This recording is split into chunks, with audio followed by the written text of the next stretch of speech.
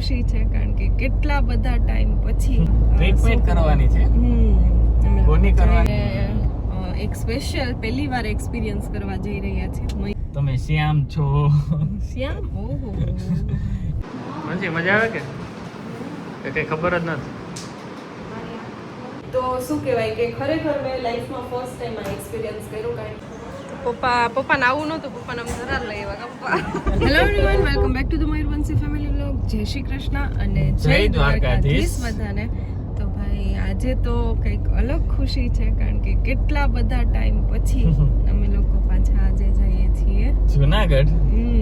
અને શું કહેવાય કે આમ મજા આવે કે ભાઈ વાહ, ઘણા ટાઈમ પછી જાય કારણ કે જુનાગઢ તો જુનાગઢ જ છે એટલે આમ મજા આવે કે ભાઈ આપણે શું કહેવાય ગિરનાર ને કેટલા ટાઈમથી શું કહેવાય કે આમ જોયો ન હોય ને પછી છે દાળ પકવાન, ઘણી વસ્તુ છે આમાં તો. સૌથી વધારે જો અમે મિસ કરતા હોય ને તો એ સન્ડે નો દાળ પકવાન.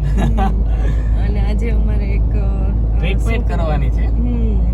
કોની કરવાની છે, કેવી કરવાની છે એ તો ત્યાં જઈએ અને ભાઈ બીજું કે જો મેં આજે કપડાં પહેર્યા બરાબર રત્નમહેલ હેરિટેજ વેરના છે. જો તમારે આવા કોટ સેટ લેવા હોય તો ચોક્કસથી વિઝિટ કરો. સરસ પ્રમોશન કરી નાખે. વિડિયો તો ઉતારવા જ નથી દેતા માણસો.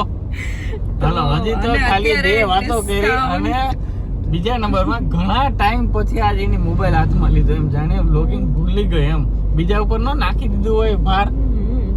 તો શું કહેવાય કે 30% અપ ટુ 30% ડિસ્કાઉન્ટ ચાલુ છે રત્નમહેલ હેરિટેજ વેર કેશોદ ને વિઝિટ કરવાનું. જે જો નાનું બેગ માન રાખીને જઈ આવજો.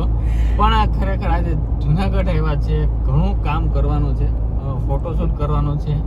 મેળ આવે તો 2-3 કામથી આવ્યા અને રવિવાર હતો તો અમે સસરા પણ છે, સાસુ સસરા એને પણ મળીએ અને એક સ્પેશિયલ પહેલી વાર એક્સપિરિયન્સ કરવા જઈ રહ્યા છે. મયુર મેં તો કર્યો હોય ઘણી વાર, તો જોઈએ એમનો એક્સપિરિયન્સ. ઘણા કહે છે ને કે તમે શ્યામ છો. શ્યામ? ઓહો, એટલે કારા કહેવાય. કારા ન કહેવાય એને શ્યામ કહેવાય. તો આજે શ્યામ માટેની ટ્રીટમેન્ટ કરવાની છે. તો ભાઈ કોને ત્યાં જઈએ, કેવું છે બધું બતાવીએ. Stay tune. તો ભાઈ અમે આવી ગયા છે પ્રાઇમ ક્લિનિકમાં જે મધુરમમાં આવેલ.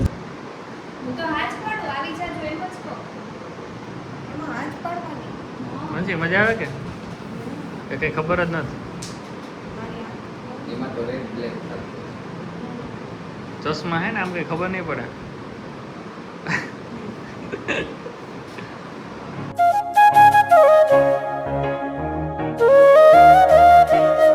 તો ફાઇનલી અમે લોકોએ આગળ કીધું એવી રીતના કે આવી ગયા છે અમે અહીંયા અને મારી તો ટ્રીટમેન્ટ ઓલરેડી થઈ ગઈ છે અને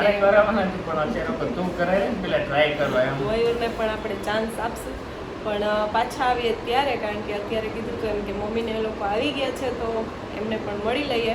અને મારો તો એક્સપિરિયન્સ એકદમ બેસ્ટ રહ્યો. તમને મળાવું ડૉક્ટર નેહલ હારે કે જોરદાર એમનો જે નેચર છે અને પ્લસમાં અત્યારે હવે જે આપણે પોલ્યુશનમાં રહીએ છીએ અને જે આપણી ડેઇલી લાઈફ છે એ પ્રમાણે સ્કિન કેર અને હેર બંને એટલું જ જરૂરી છે. અને સ્પેશિયલી હું તો ઘણી બધી વાર હેર ટ્રીટમેન્ટ મેં ઓલરેડી કરાવી લીધી છે, એના કારણે એટલું બધું હેરફોલ થાય છે.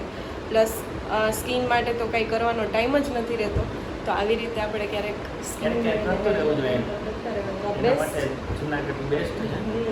અને ચલો મળાવું તમને અને ક્યાં છે એ બધું પણ આખું આગળ તમે જોવો. ક્લિનિક પણ એકદમ જોરદાર છે અને આપણે મળીએ. હાય, હેલો, કેમ છો? બસ મજા. તમે કેમ છો? બસ મજામાં. તો ભાઈ મેં વિઝિટ કરી અને ખરેખર મને બહુ મજા આવી. તો શું કહેવાય કે ખરેખર મેં લાઈફમાં ફર્સ્ટ ટાઈમ આ એક્સપિરિયન્સ કર્યો કારણ કે આપણે અત્યારે છે ને આ વસ્તુ એમ લાગે કે ભાઈ જરૂર નથી, સ્કિનને કાંઈ જરૂર નથી, હેરને કાંઈ જરૂર નથી, પણ આપણને હવે ધીમે ધીમે જેમ એજ પ્રમાણે આપણને એવું લાગે કે આ બધી વસ્તુ સ્કિન કેર છે ને એવી વસ્તુ છે કે તમે ઇન્સ્ટન્ટ રિઝલ્ટ ના મળો, પણ તમારે જો 40 વર્ષે તમારે સારું દેખાવું હોય તો તમારે 20 વર્ષથી તમારે સ્કિન કેર સ્ટાર્ટ કરવું પડે. અને આપણે જનરલી કેવું કરતા હોય કે આપણને એમ થાય કે ભાઈ એજ થશે પછી આપણે કંઈક સ્કિન કેર ને બધું કરશું. પ્રોબ્લેમ આવશે ત્યારે આપણે સોલ્યુશન શોધશું. કારણ કે અત્યારે આપણે કોઈ પણ જાતનું કોઈ ટ્રીટમેન્ટ મતલબ કાંઈ પણ ન કરતા હોય હેર માટે અને સ્કિન માટે, પણ જ્યારે એ ડેમેજ થઈ જાય ડેમેજ થાય પછી આપણે શોધવા જઈએ કે હવે શું કરવું? બટ એના કરતા છે બેટર કે આપણે પ્રિવેન્શન કરીએ. આપણે પહેલેથી જ આપણે સ્કિન કેર બરાબર કરીએ તો આપણે પ્રોબ્લેમ આવે જ નહીં. એજ પ્રમાણે આપણી સ્કિન છે હેલ્ધી રહી શકે. અને કઈ કઈ મેમ અહીંયા ટ્રીટમેન્ટ છે? અહીંયા છે ને આપણે સ્કિન રિલેટેડ એકને છે, એકને સ્કાર છે, પછી હેર રિલેટેડ હેર ફોલ છે કે હેરમાં ડેન્ડ્રફ થઈ ગયું છે બહુ વધારે, અથવા પુરુષોમાં છે કે તાલ પડી જતી હોય છે નાની એજમાં, તો એ બધી ટ્રીટમેન્ટ થાય છે. પછી બ્રાઇડ્સ છે, ગ્રૂમ્સ છે, એમનું ગ્લોવ્સ ને આ બધું છે. એમને કોઈને કોઈ બ્રાઇટનેસની ને એવી કોઈ ઇશ્યુ હોય કે મારી સ્કિન બહુ ડલ થઈ ગઈ છે, મારે મેરેજમાં સારું દેખાવું છે, તો એના માટેની બધી ટ્રીટમેન્ટ્સ છે. પછી લેઝર હેર રિમૂવલ છે, કે અત્યારે તો એવું નથી કે લેડીઝમાં જ, પણ મેલ્સમાં પણ એવું છે કે જીવ જાતા હોય આ તે છે તો એમને અનવોન્ટેડ હેર ના ગમતા હોય તો એના માટે લેઝર હેર રિમૂવલ છે, એ બધું જ થાય છે. તો ભાઈ મેલ અને ફિમેલ આ બંને માટે ટ્રીટમેન્ટ્સ અવેલેબલ છે. અને હું તો બધાને એવું સજેસ્ટ કરીશ આજે મારા એક્સપિરિયન્સ ઉપરથી કે ભાઈ આપણે પાર્લરમાં ને જે બધી ટ્રીટમેન્ટ્સ કરાવીએ કે જેને આપણી સ્કિન ટાઈપ ખબર નથી હોતી, હેર ટાઈપ ખબર નથી હોતી અને કંઈ પણ ક્રીમ આપણે અપ્લાય કરીએ એના કરતાં અહીંયા આપણે શું કહેવાય કે છે કે એનાલિસિસ કરીને તમે હા તો મતલબ કે આપણી સ્કિન વધારે બેટર થાય, મતલબ એને નુકસાન તો એટલીસ્ટ ન જ થાય. તો થેન્ક યુ અને બહુ જ મજા આવી. અને ભાઈ તમે બધા પણ એકવાર ચોક્કસથી એક્સપિરિયન્સ કરજો. ઓકે.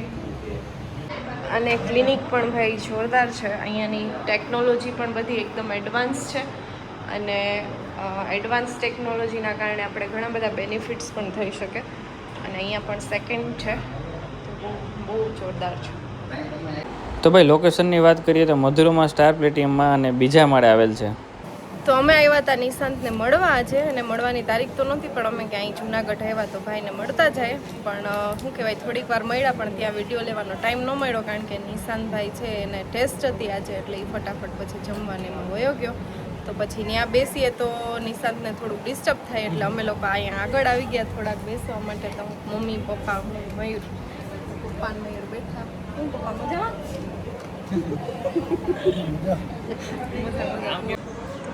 પપ્પાને આવું નહોતું, પપ્પાને આમ ધરાર લઈ આવ્યા પપ્પા. હમણાં મામા હવે નિવૃત્ત થઈ ગયા પછી હું કરું એ હવે કંઈક કરવાનું. પપ્પા તમને ગમતું નહીં હોય ને ઈ ખોટું ને કા મમ્મી? જય શ્રી કૃષ્ણ. હા વાડી વાડી જ જાય ને પપ્પા?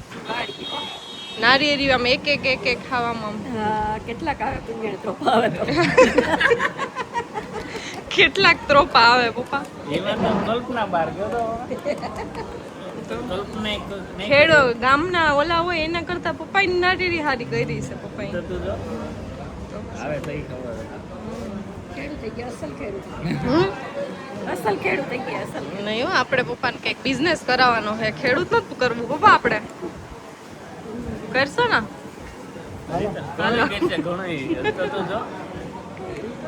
તો ભાઈ અમારી ચેનલને લાઈક અને સબસ્ક્રાઇબ કરી નાખો જેને સબસ્ક્રાઇબ કર્યું નથી.